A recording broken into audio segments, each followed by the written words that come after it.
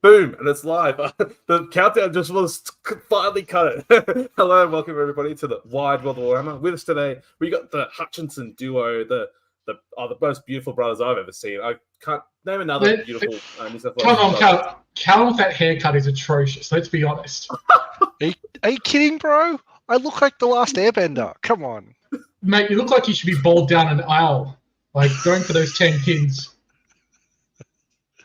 The dance has already begun. That's obviously probably your love. So with us today, we got Cal and Jacob Hutchinson, owners of Good Games Maitland. So in the mecca of 40k, as Dale Sumner likes to recall. So, but before I get into it, also for people who've never heard these beautiful gents or not visited their beautiful stores, so Cal, give us an introduction. So, like, I guess, how long have you been in the hobby per se? And, like, why maybe have people heard about you or seen you or How do you like to spell your bibliography or resume?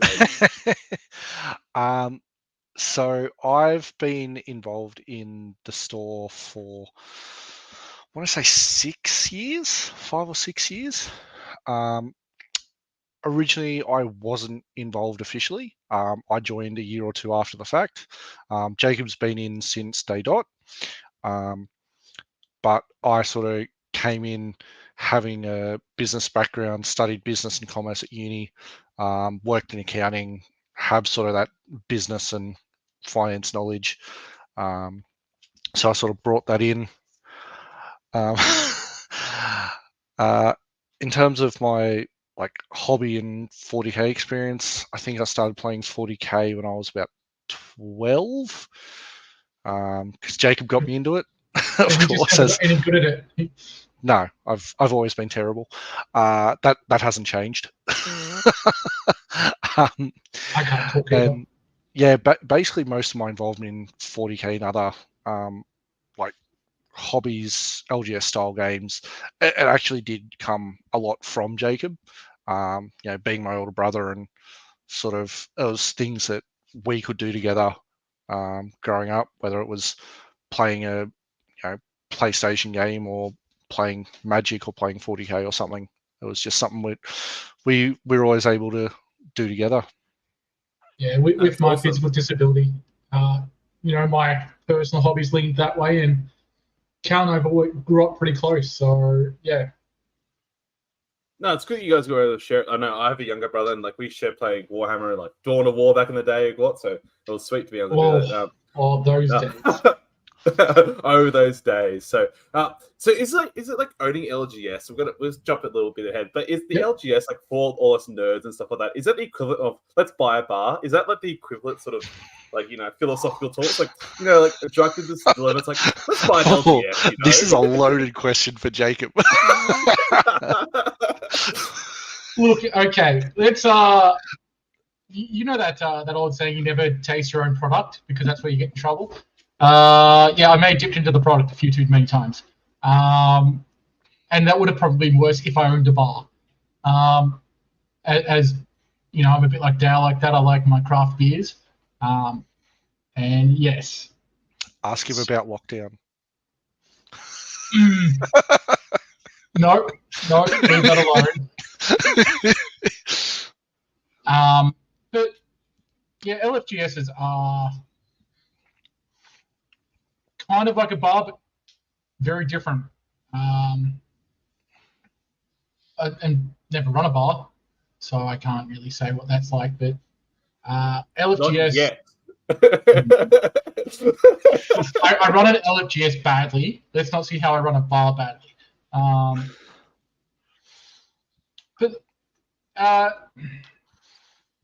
Next question. Next question. It's fine. We don't have to go down the philosophical rabbit hole. It's okay. So, how long have you owned or run the store for? So, it sounds like Jake, you're there from day dot. So, how long have you run the your local gaming store for? Since 2015. We opened 1st of July 2015. I've been involved since the organisation and planning back March 2015. Myself and 3 other business partners, jumped in and had this grand idea to open a game shop in Maitland. A few of us left the cinema one night, and like, oh look, that'd be a really good spot to have a game shop. And out of that brief, very offhand comment, Good Games Maitland was born. There's a lot of steps between that and the shop opening. But that very brief comment of, wouldn't that be a great place to have a game shop? And little did we know, like super stupid and naive of this, there was work between that. And money. So just a little bit of money. Runs itself, right? yeah, runs itself.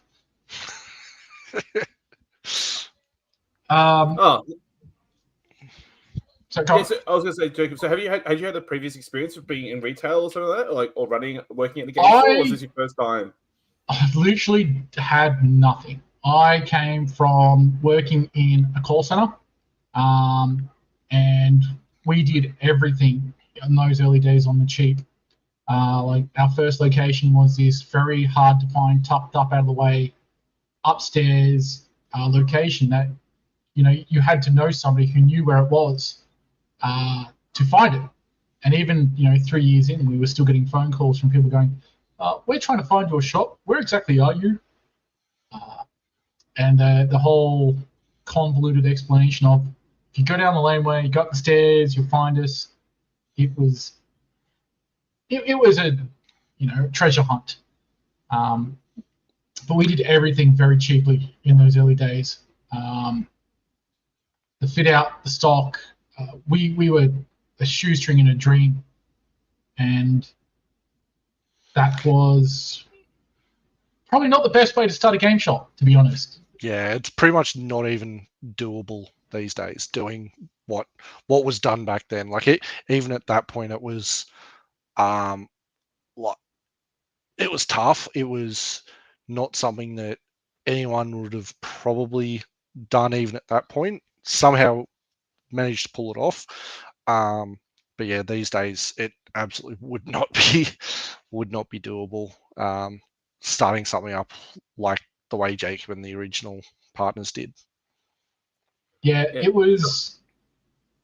Go ahead, Jacob. Go ahead. Yeah, look, it was a miracle. A miracle that we got through those first, 3 years in that location. Like, we had a full 12 months of no aircon where we were. That was during the 2016, 2017 heat wave where you had the bushfires in the area. Our aircon caught fire and we had to evacuate. It took our landlords a full 12 months to fix it, if not longer. And so it was a miracle we survived, and that we're still around. COVID, the great COVID nearly killed us as well. So it's been a fight. But you got to live to see the fight. So I mean, that you're still around. So that's the only thing you can ask for, right? So let's keep fighting every day. Yeah. That's, hey, we're still here. I'm still fighting. I'm still trying to bring Maitland the best possible game shop I can with what we have. Nothing worth doing is easy, No, and sometimes it's more stress than I'd like. But yeah. No, more than fair. So, what other than obviously air conditioning exploding in the first 12 months? What other crazy things? So, I've never worked in a retail or LGS before. What were some of the biggest things that you learnt in those early years or early times? Maybe Cal, maybe you could talk about when you first got in, and then Jake, you reiterate afterwards. Drama. In gaming, there is drama, and you find personality clashes, especially among nerds. You think we'd all get along and we'd all, have passion for the same hobby and we'd all get on like fire. No, that doesn't happen because we're still people and personalities still clash, and you've got to navigate that and try and.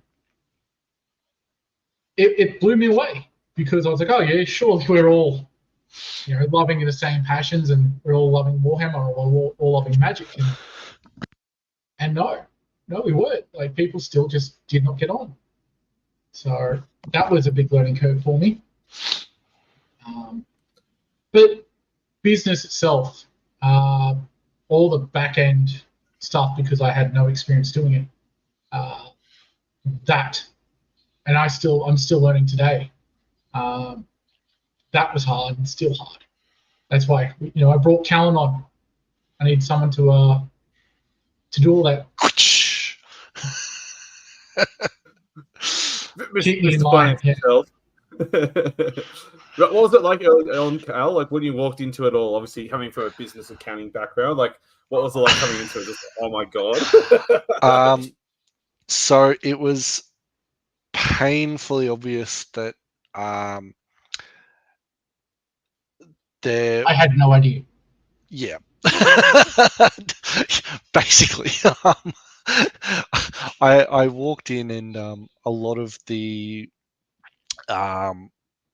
behind the scenes stuff was quite messy, and it took a while to sort of tidy a lot of it up, and sort of educate Jacob on some best practice things and how to. So I learned in that first couple of years that even though when you're a business owner, you still have to pay yourself super. And I did not know that. That was something one of my early business partners was like, oh, no, when you own a business, you don't have to pay yourself super. And that super bill came in, and that caught me by surprise. And we had to sort that out. That's the one of the big differences between owning a business as a sole trader and owning a business as a company. So I won't go into the specifics of the accounting mumbo jumbo, but yeah, there are some big differences. We can say that for After Dark for us accounting nerds and Excel experts. Okay, we can save that afterwards. All that lucrative business talk. But for don't all get me those started other on Excel, bro. Don't get me started. Get too excited. Anyway, so obviously, like, look, early on was difficult, right? So sounds. What are some of like the biggest challenges you saw from Cal? So you said just teaching, I guess, the people previously, including your own brother, how the manager worked the business. But what are some other big things you noticed about the store itself? Maybe like the personnel going there, or just having obviously frequented LGSs as a kid from sounds like being in the hobby for a while. Like, I'm sure when you're on the other side of things, that it's different. The thing that honestly probably surprised me the most was the age demographics of the people that frequented LGS or LGSs. Like, I think before getting involved, I had this perception that it was mainly sort of like teenagers, young adults kind of thing. And there is a lot of them, but there's also a lot of older gamers too. Like, there's people who are 40, 50, 70 odd. Like, it's such a broad spectrum of people that you're really welcoming people from all walks of life and all sorts of life experiences, and how that contributes to how they interact with other people. But it's also really nice seeing two people who, at a glance would look like they're from very different, I guess, subsets of society, coming together over a game and having a laugh and sharing that banter and just engaging one another as mates in, it would look like something out of The Odd Couple. But it's really nice to see. Or in the case to our older gamers, grumpy old men. And I honestly hope that when I'm at their age, I am still as passionate about gaming as they seem to be, because the amount of times they have arguments about rules, it's just amazing. And they've been friends for how long? They're still having arguments. But that's definitely a fix. No. When they were coming to the shop more regularly, I just sometimes just sit there and just admire it, because I'm like, you guys have been playing, games for longer than I've, been around, and you are still so bickering like a married couple. Yeah. literally Grumpy Old Men. That movie that was. That's too good. I mean, who doing daytime soap operas, right? When you can just go to your local gaming store and just get all the drama there, I guess, eh? Look, Days of Our Lives is a pretty accurate. Oh, too good, too good. I was going to say, so when you're talking about the various demographics, I've also heard sometimes when you're talking about, like, you normally expect like young teenagers, young adults, but I often hear a lot of them are just parents, right? The parents that come into the store and say, "Oh, my son likes this," or "My child wants to buy this." Like, is that pretty common? You get all those fun questions of like, "Oh, it looks like this," or "It's this color." You're like, "Is it this one?" That's when it helps to have some, some knowledge, and you have to start asking questions about what it is. And sometimes you just can't guess. Sometimes you've just got to go, look, you'll need to get me some more information because that sounds like any one of a dozen possible things it could be. But then you've got parents that come in and play with their kids. That's how they engage, and it's just their shared hobby. Pokemon Sunday mornings is a big one where we get a lot of parents who come in and play with their kids, and in wargaming as well. Trying to guess the game can be interesting, and making sure you're not giving them the wrong item to take home to the kid and make that kid disappointed. That's important. Yeah, absolutely. And it's not easy when the naming conventions of things, especially in the Games Workshop universe, are very similar as well. It's like, could any be any one of the things? So it's a Satan. Which Satan is it? You need to get that far. Space Marines. It starts with an I or an int. No. The good one is Infiltrators, because that's from multiple factions. Inceptors, Intercessors. All the fun ones. So you talked about there, it's about having young people in and having their parents in. Do you guys find yourselves having to sort of try and introduce the hobby to people and like running intro games or demo games? Because I know when I initially got in the hobby, I got in by a proper, I guess, Warhammer store, which ran intro games and stuff like that. So do you guys do something similar at your stores, or are these people who generally frequent have gone elsewhere and then come to you guys? My big thing is I recommend people come back on a certain day when I know that'll have those gamers in, and I'll introduce them to the community, and I'll integrate them into the community from the get-go. The worst thing I feel is from a gaming shop looking from the outside in and not knowing how to approach those people and strike up that conversation, because a lot of us are socially awkward at young ages and don't know how to break that barrier. And I feel like that's an important part of my job to get them across that wall, to get them, talking and, as I said, integrating into a community. And I can do that by going, hey guys, this is such and such. They'd like to learn to play the game. You mind, sitting down with them for a little bit and teaching them. And I think that's an understated but really, really important part of my job. It also helps grow communities. I think there's like a few different angles that LGSs can take on it. Like our approach being that community integration, we really do lean on our community in a lot of ways. We've always approached our it is a business, but we've always approached it from a community first standpoint. Like we've always tried really hard to grow communities, foster communities, really bring people together. There are Games Workshop stores that still run intro games. There's other LGSs that will run intro games, and that will bring people in. Like that is a legitimate strategy. But yeah, we found it with the resources we've got, it wasn't the most suitable for us. And we think getting the community involved really does help to foster that long-term growth, really. So you're going to say something today, Jacob? No, that was... Yep. Cal nailed it on the head. So I was going to say with those growing the community. So obviously, bam, there you go. So obviously, I know down the 40K without too much self promotion. I know they guys ran 1,000 point leagues and like 2,000 point leagues and various events and stuff right there. So what have been some of the, I guess, the best run communities, and like what have you seen them do that translates best for keeping the games alive? Because everyone wants their own maybe game system or games to support it and have like a healthy scene in whatever way you want to do. But what have you seen that's been best done, whether it's Magic or Pokemon or Dungeons and Dragons or Flesh and Blood or whatever? Like, is there one community that you guys have seen that have done really, really well and fostered a vibrant and positive community? Pokemon does it really well.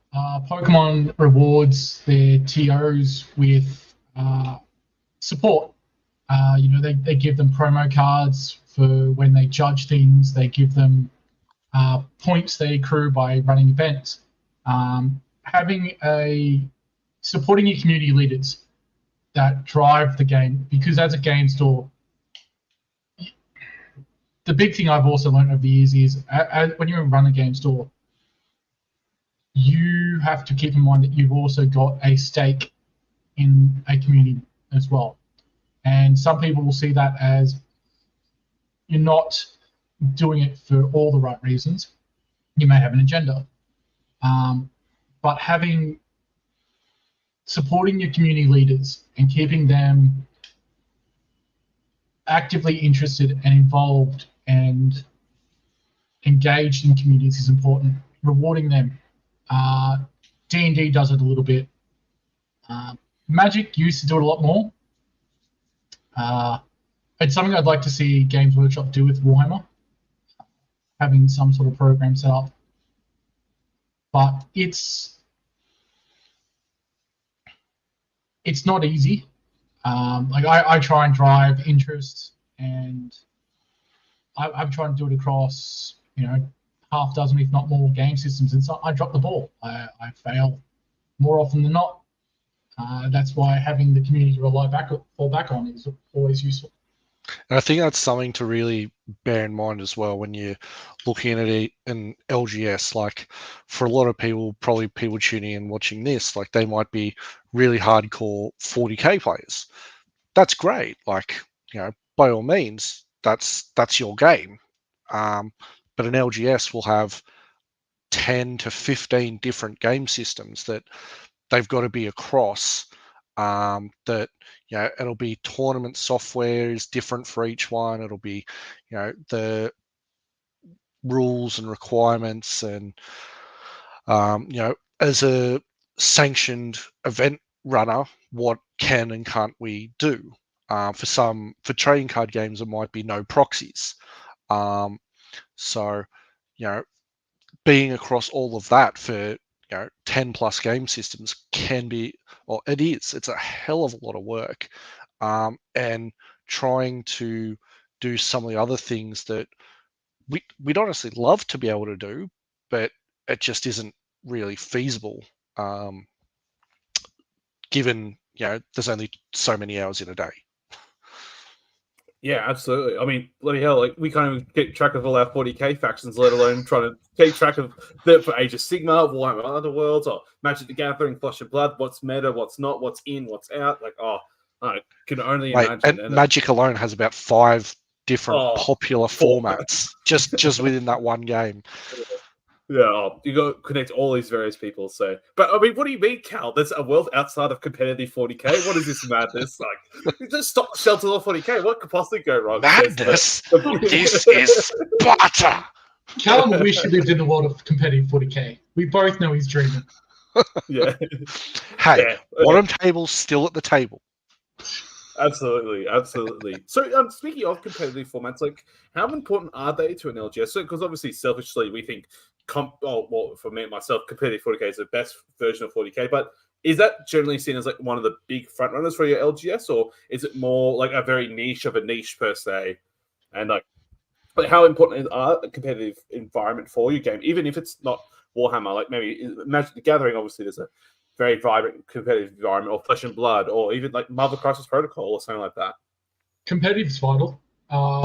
It's important because it drives those competitive players to play the game, And those competitive players are the ones that attract the casual players into a community. Even if they don't play into each other a lot, it drives that interest. And I see it like in the Age of Sigmar community. The competitive guys, we have a core group of guys who do play, and they're the ones who are driving the games, the practice for tournaments a lot. But you've got your casual players as well wanting to come along and still play games. I see it across all of our game systems. Your competitive is vital to a healthy game. Can't state that enough. In saying that though, like, casual shouldn't be forgotten or relegated to a second best. Casuals, where your new players come in and new players you start at. They're the ones who are often buying stuff from the shop.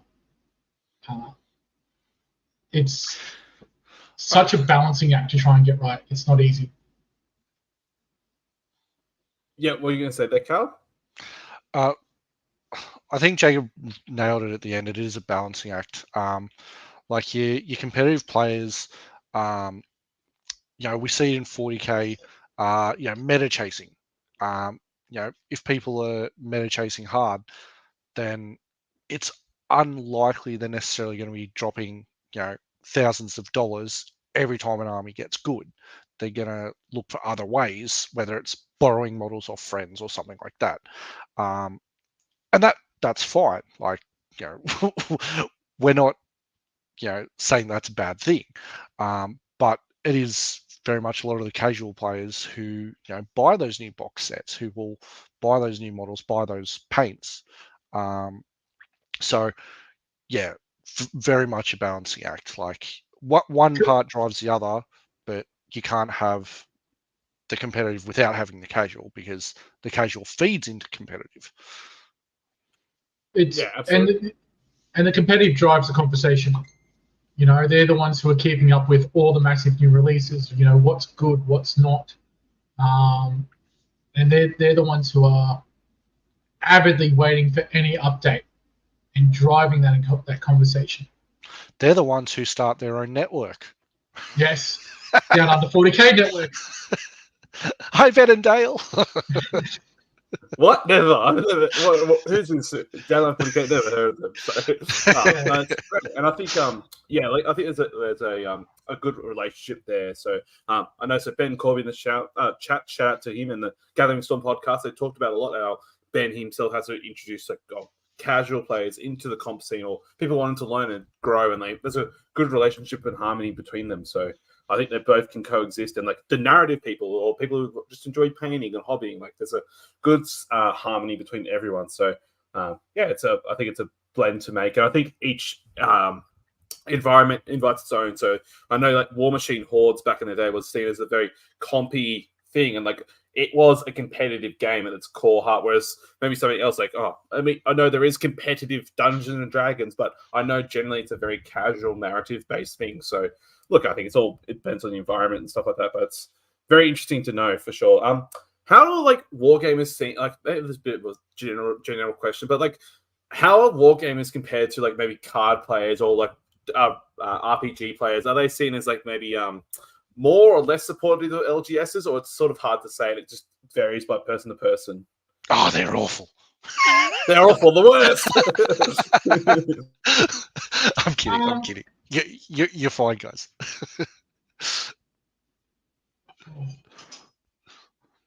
Don't think too hard, Jacob. You're going to hurt yourself here. So what was the question? How are War Gamers... how are War Gamers to the store? Are they more supportive, less supportive? Are they a bit funny, or what are they like in a store? Is there a certain demographic or stereotype about War Gamers? Maybe even because 40k players, if you really want. Yeah, look, it all comes back, I think, to the individual. Some individuals are very much against the store model. They come from a gaming club model where the club supports the games, and they're the one. They don't like the idea of viewing someone profiting off their hobby. Whereas you've got, the guys who appreciate that we have to do things to keep our doors open to provide a space to game, regularly game, and not just for the war gamers, but for all the gamers that we host.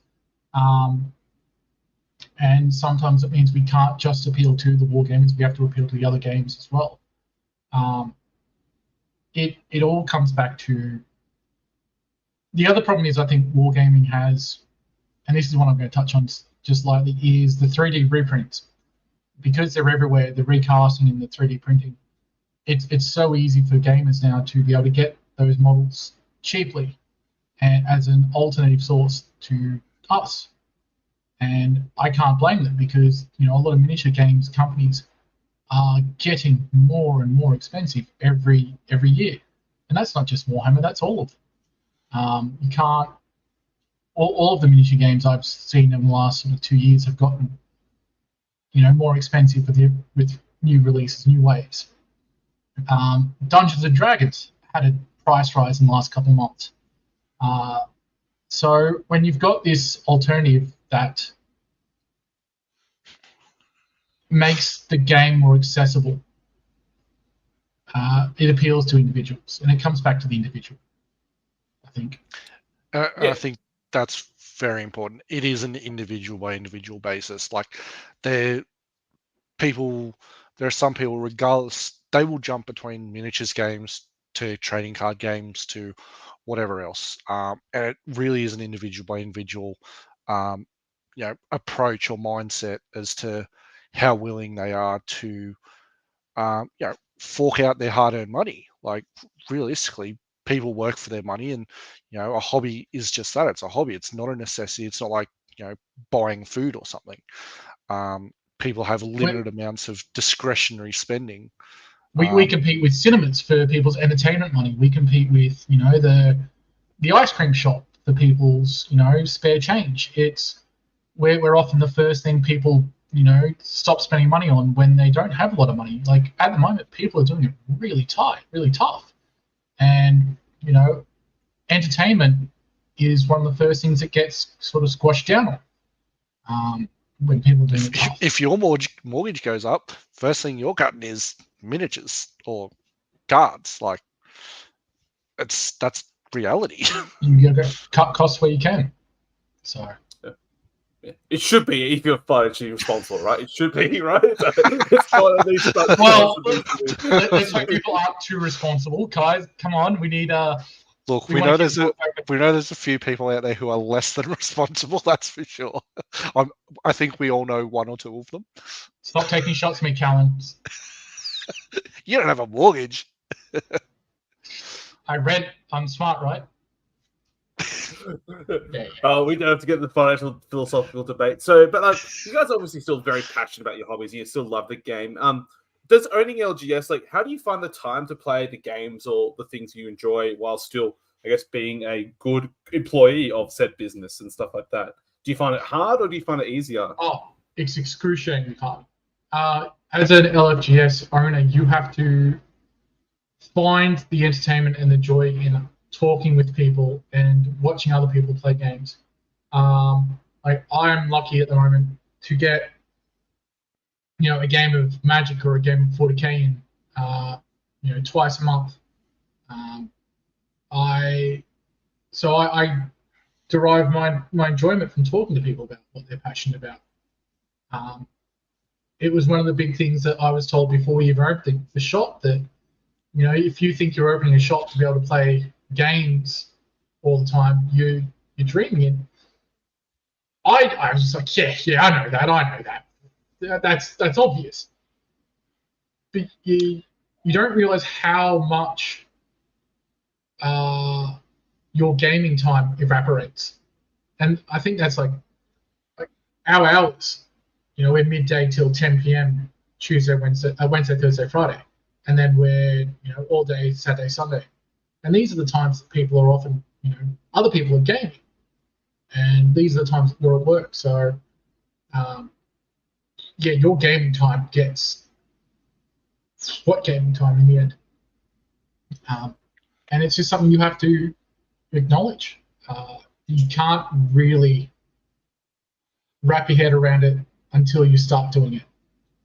It's easy to say, but when you start running an LFGS, then it really hammers home. So, yeah. like in saying though, I've been lucky. I've had 2 games of 40k in the last 3 weeks and lost both of them. So yeah, you're just bottom table bandit. you're doing demos, right? You're just keeping up to date with the rules, Jake. You're doing like a yeah, exactly. Post FAQ update and That's it. trying to learn Tyranny Codex and getting my backside handed to me both times. Professional development. Jacob, use that term. It's in the business world. Professional development and studying. That's what you're doing. And product testing. Product testing there is we go. important. We got it. See, Cal, I can learn these things for tax purposes. Only took you how long? Shut up, Cal. Oh, too good. How about yourself, Cal? So obviously, I know. So you work behind the scenes of the store a bit more, but how do you balance wanting to still be involved with the hobby whilst, I guess, being a good business person as well? Like, how do you try and balance it yourself? So for me, it's easier and it's not. I mean, I've got a 3-year-old child, so my gaming time is at a minimum for that reason. I'm sure any parent of young children will understand what that's like. Given that I don't work day to day in the store, it is a little bit easier, and it's also big having a partner who's supportive of me going and participating in those hobbies, like being able to say, hey, can I go and play games for 2 or 3 hours, or in the case of 40k, maybe like a bit longer, whether it's a tournament or something like that. It's massive, and like one thing that I came to realize when I became a father was, for me, how important that gaming time was for my mental health and having that social interaction. And I think a lot of people sort of realize that through COVID lockdowns as well, like how much we really crave that social interaction. Not me. I crave speed.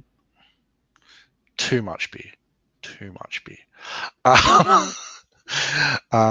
But yeah, it was really big for me. So saying to my partner, hey, can I just go and have a few hours for me, that I can do what brings me joy, and even if I might be playing a game of Warhammer and the dice just aren't going your way at all. Or your big brother's there at your shoulder telling you you're doing things wrong. Oh my god, like the devil on my shoulder. Once you do that, Callan, you're doing that wrong. What are you doing that for? Oh god.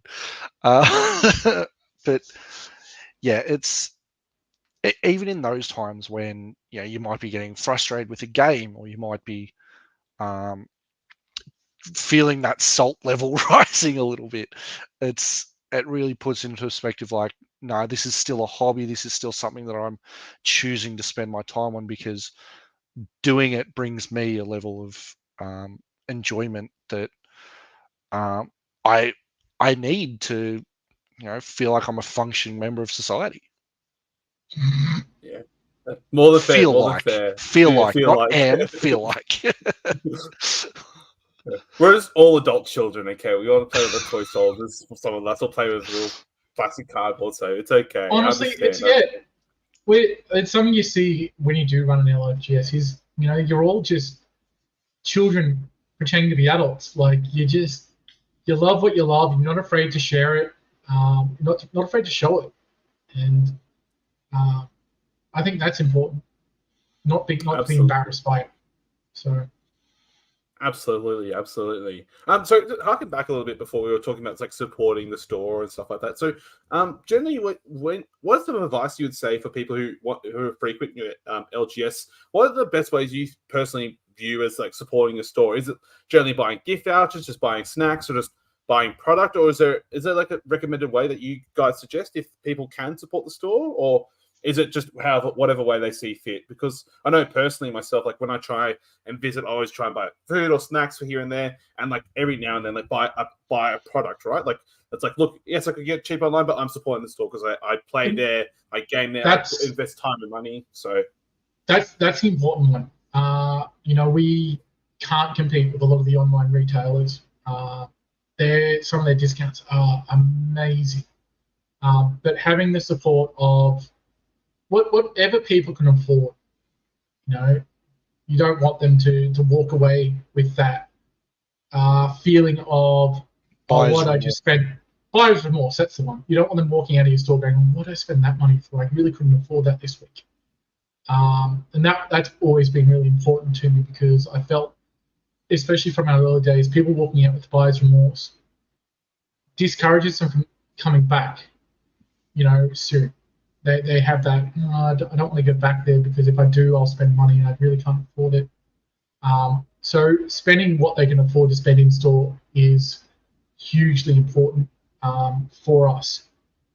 It keeps our doors open, it keeps our lights on.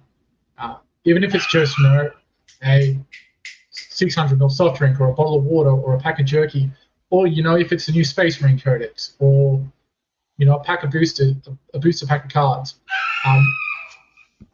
Just every little bit helps us. Or that, putting that pre-order in for that new release coming out next fortnight, coming to your local friendly game store, not just our store, the place you play, supporting the place you play is hugely important, because they've got the overheads of staff and lights, and that if you don't have that game store, if you don't have that place to play, communities dry up. So I always support the place you play is huge. And to sort of build on that space aspect a little bit, commercial floor space isn't cheap. Like every table that a store has a cost. There's a cost for having that space there. And it's not getting used 100% of the time. But we have to try, like as an LGS that is predominantly events based, we have to make sure that whatever we're doing is, covering the cost of having that space available for people that, online only retailers or retail only retailers, like don't have to worry about. It is a challenge. It was a choice. Do we want to be an events-based LGS or not? It was a very quick discussion, yes. But these are choices, but there is a cost to having that there. So any little bit that people can afford to spend is hugely appreciated. Yeah, that's awesome. That's great advice there. So it's good for people to hear that. It's like you don't feel too bad after they play a game per se. They're like, oh, I didn't buy this. It's like, it's fine. Just keep supporting the store where and when you can. But also it sounds like also by giving back to the community, you help trickle down things and like helping introduce people into it without being a multi-level marketing scheme and like having like Lululemon sort of thing. But you are introducing people into the plastic crack or cardboard crack addiction. And if you literally 1 week or something can't spare $5 for a drink, cool. Maybe instead of buying a drink that week, it might be saying to your five of your mates who have never stepped foot in LGS, hey, go and check out these guys. Maybe look for a Christmas present or a birthday present, or let's come have a game at the store. Yeah, let's go and play a board game together, and come and check out what it's like. Get your friends addicted. That's important. It's not a cult. It's not a cult, I swear. Yes. So talking about Oh, sorry. I was talking about running events and leagues. So I know obviously down to 40K with their 40K and stuff like that have run leagues in the past and various GTs and events. And you talked about you're an event-based store, so you run events and stuff like that for the community. What advice would you give for people who want to run a league or a tournament for the first time, who are intrigued to be a tournament organizer? Like, what advice would you give to them other than letting you guys know, hey, I would like to run an event maybe per se, or even just starting there? But what advice would you give? Leagues are hard. Leagues are very hard to keep up. You get player burnout. If you're not, driving the interest, you get players drop out left, right, and center. It's so hard to keep the interest in a league going. Tournaments, they're easy to set up, but having a league, you need to have organization is hugely important for a league. Having the prizes, having it laid out for players to play towards and keep that interest up is like I've run leagues before in the store, and even it takes a lot of work. Even with 10th edition, I've tried to run a casual 40K league, and you have some new players come in, and some of them are more competitive than the others, and keeping those casual players invested in the league's very difficult, especially when you've got a limited player pool, and that some of the competitive players keep punching down a little bit. Yeah. I think Dale hit it pretty well on, I think it was the last episode you guys did. Like, leagues take a huge amount of work. You've got to be really prepared to put in like every spare second into, like, whether it's promoting it or running it or something like that. And it almost means that you're stepping away from your own gaming time, much like an LGS owner, to do something but specifically for your game system. Oh, yeah, it makes sense. That's good to know for sure. So I guess it sounds like just to also start talking with you guys and be prepared if you want to run the league and go from there. I think the important thing, especially about a league, is don't just leave it to one person. You need to have 2 or 3 players, or two. You need to have a small group of people who are driving the interest and who are invested in keeping the league going. And that could be as little as like, a team of 4 people who will literally come in on the same night and just play one another, just so there's people there. So when other people come in and go, oh yeah, it's league night tonight, let's, we might play one of the organizers. And then, like, to keep that going and to keep that interest rolling, you really need that core of people. And that's something I've been struggling with our casual 40K scene is, I've been pushing Sunday afternoons in the store in the last couple of weeks for casual 40K to try and rebuild our casual scene.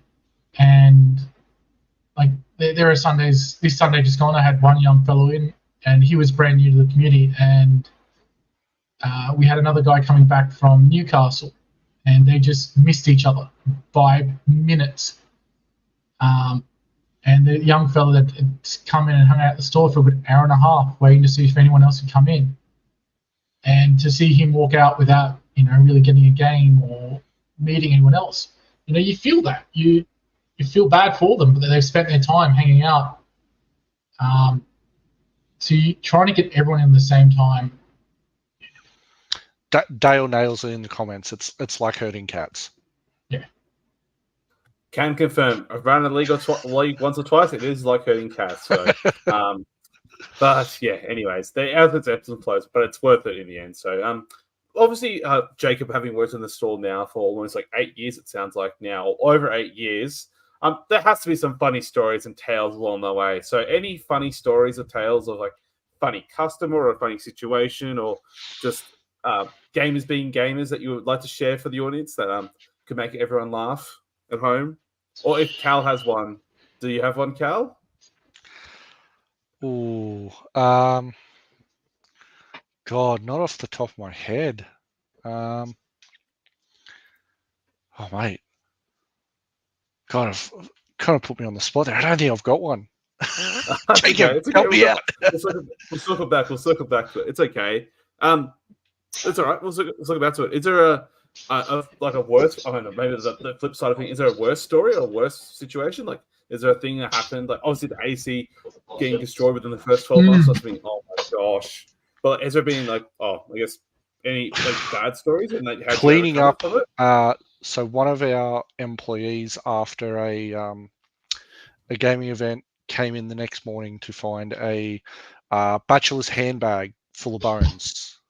For those that don't know the bachelor's handbag, that is a roast chicken.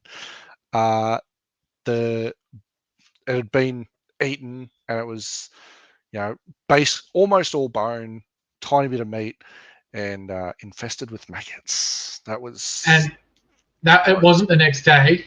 What had happened had been shoved behind a couple of the wargaming boards, hidden, and he found it the Wednesday morning on the open, like the first shift of the week. And yeah, that was... Yep. He almost quit on the spot. Churning. Yeah, like he almost called me up and said, I'm done. Yeah, you'll have to come and finish my shift. I'm going home. And as a business owner, like, what do you do in that situation? Because, like, that's a completely fair reaction from an employee. Like, no one should have to deal with that. It's like, I just have no words. So some of the horrific things you find in the bathrooms, like after a tournament, your nightmares, man. That's nightmare for your life. You want a hazmat suit to clean up. There's been some interesting, shenanigans at tournaments. Wargaming. Like the Iron Man tournament a couple of years ago. That was great fun. What was it? 1 day, 5 rounds or something. That was great. But honestly, I once had to pull up a WTC Australia team member for not wearing their mask when we had mask mandates. Yeah, that was interesting. But yep. Like all in all, I wouldn't say there's a lot of funny ha moments. I think the biggest thing is, like, anytime someone rolls, like if you're playing a dice-based game, rolling like super hot, like 8 out of 10 dice rolling a 6, and it just being like, what the hell? Actually, I will say one of the worst moments I have had to deal with is the moment of a couple of war gamers almost coming to fisticuffs in the shop, because of poor communication. They one person said something to the other one that either it was communicated the wrong way or heard the wrong way, and they almost came to blows. Guys, little tip: it's a game. Yeah. And that was, but I mean, I've heard horror stories from other LFGSs, and we've been very fortunate, very blessed that we haven't had to deal with that sort of thing in our shop. So, and touch wood, hope it never happens anything worse than what you've experienced so far. It's all sunshine and rainbows from here on out, right? Fingers crossed. I've got no wood. Oh no! Rainbow. Yes, there we go. So obviously, so in the war gaming and card games, role playing game systems, attracts people from all walks of life and from people from different backgrounds and different areas of life, and so often also attracts people with different like neurodiversity elements or physical disabilities, or people from who come from different socioeconomic backgrounds or social. When I get around to it, what attracts people from all walks of life in various situations. So, what do you sort of guys do as a FLGS to invite these people in for your games, and what advice do you give for people who have to come across or who do come across people from different backgrounds? I know in the Warhammer community it's a joke. I know it's a joke, but it's true that every second player has or it gets something, or there's always it attracts a certain type of personnel. So how do you sort of encourage these people to come to the stores, and then what advice would you give for people interacting with them? Patience and understanding is huge.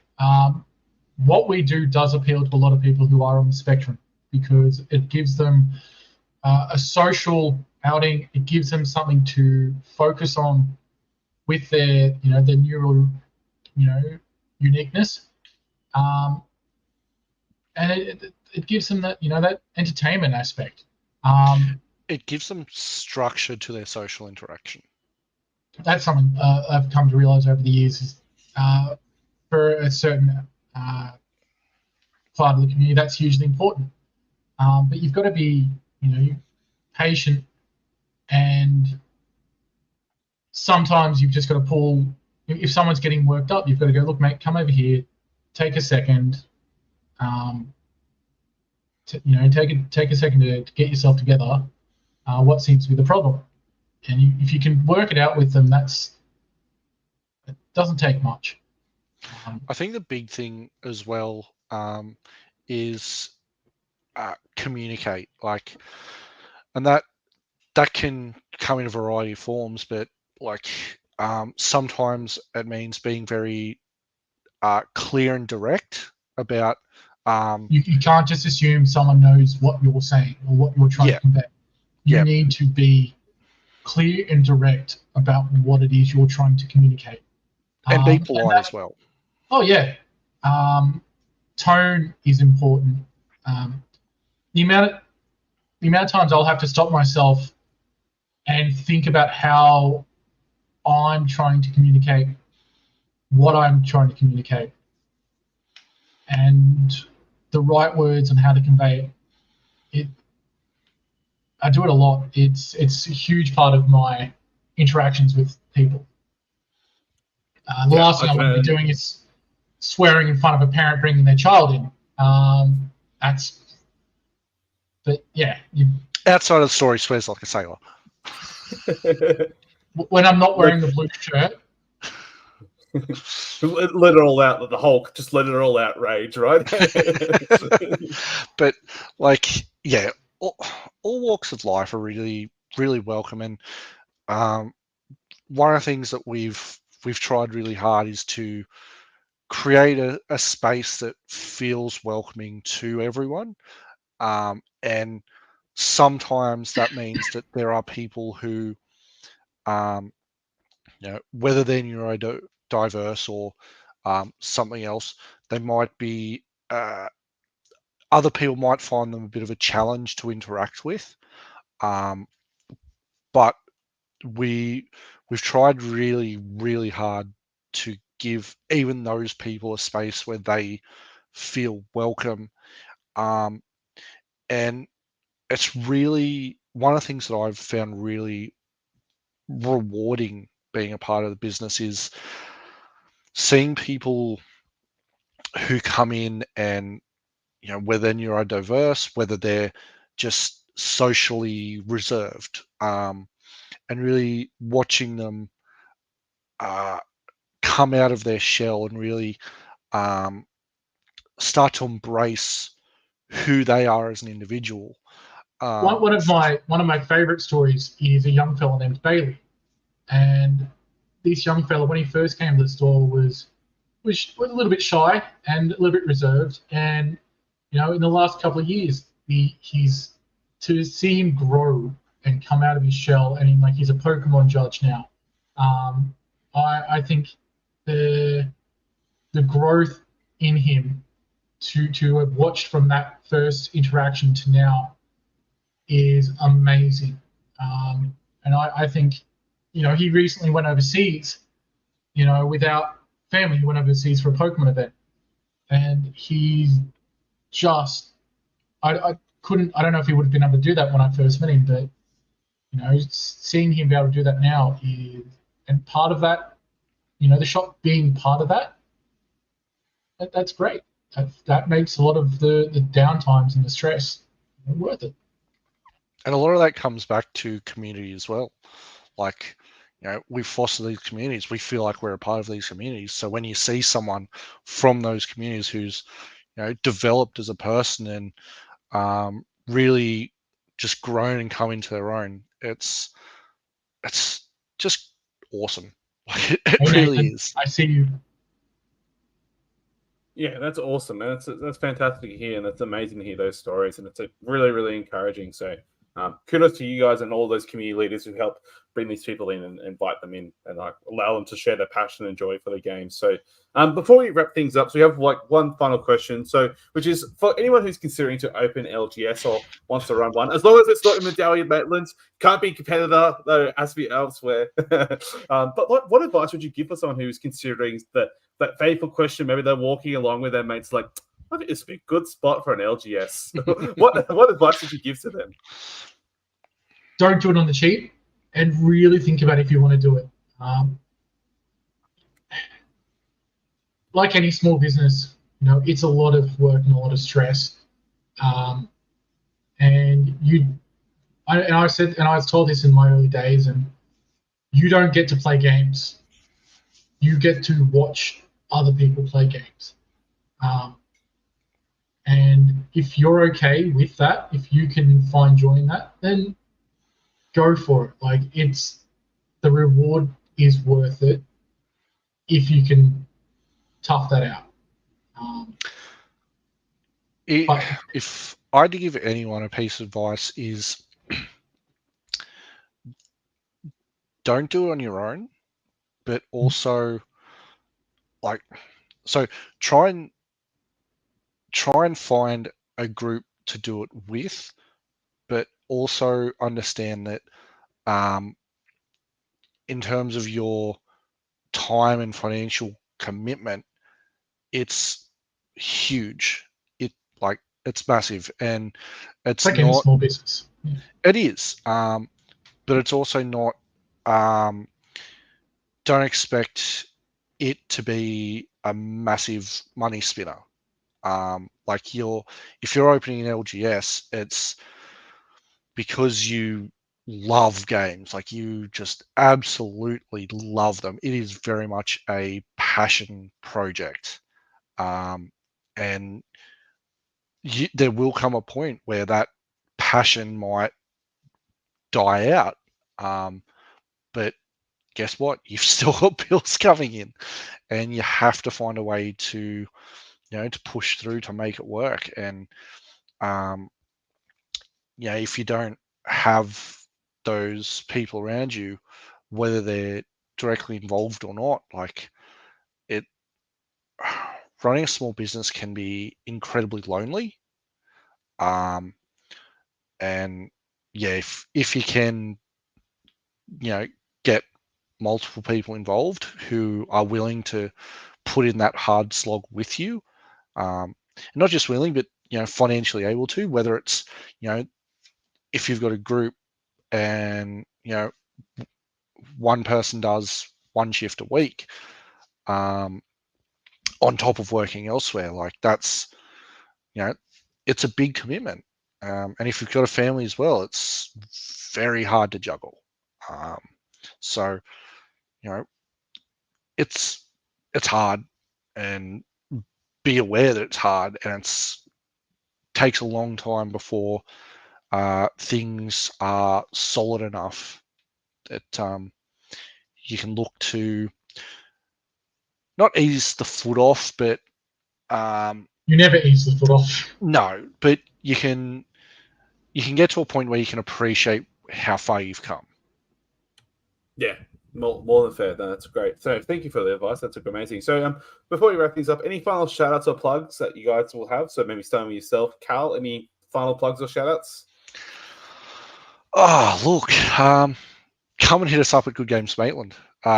If you're in the area, if you're passing through, come and hit us up. Jacob, 9 times out of 10, is going to be the ugly face behind the counter. Oi, ball head. Come and have a chat. Come and buy a drink, buy a booster pack, whatever you can do. Just say hey. Yeah, we'd really appreciate it. Talk my ear off about your favorite game, what you're playing at the moment. Yeah. You know, huge props to the down under 40k guys. Everything that they've built over the last few years. It has been a pleasure working with them and you know, growing that 40k community in the Hunter. You know, Maitland and Madawi in the greater Hunter area. It's really awesome to see just how many people have gotten involved in the hobby and the size of the community that is in the area. Jake? Yeah. Jacob, anything for you? Oh, look, all of our Maitland gaming communities. You know, everyone who comes in, you know, week in, week out, and plays with us, whether it's, you know, our D&D players, our Magic, our Pokemon, our Warhammer guys, like all of the guys who are just and girls, guys and girls, and everyone else in that comes and supports our store, even if it's, you know, they come once a month for a tournament. I love you guys. You know, I wouldn't be able to keep doing this without, you know, the support. So, yeah, just that's it, really. No, thank you very much, guys. I've had the pleasure of visiting your store, and I've really enjoyed playing my games there and stuff like that. And I can't wait to go back again. So thank you guys for doing a very selfless task. I know you guys love it, but it's a very selfless task, and it's you're welcome anytime, mate. Yeah, thank you very much. So I appreciate you guys talking openly about like what's like running a local gaming store. I know I've learned a lot, and I'm sure hopefully others have as well. So I really appreciate it, and look forward to next time. And maybe next time we'll get a gaming cam. We'll play one day when the time lines up. Look, do you like clubbing baby seals? Game? There you go. What was that, Jacob? Do you like clubbing baby seals? What? Look, I'm not gonna say. Well, look. Wow, that got dark.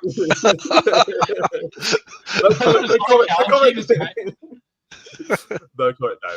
Look, I'll be more than happy to come play someday, and look forward to visiting you guys again soon. So, thank you everyone for tuning in. I hope you enjoy the show, and see you all next time. Take care, everyone. Bye.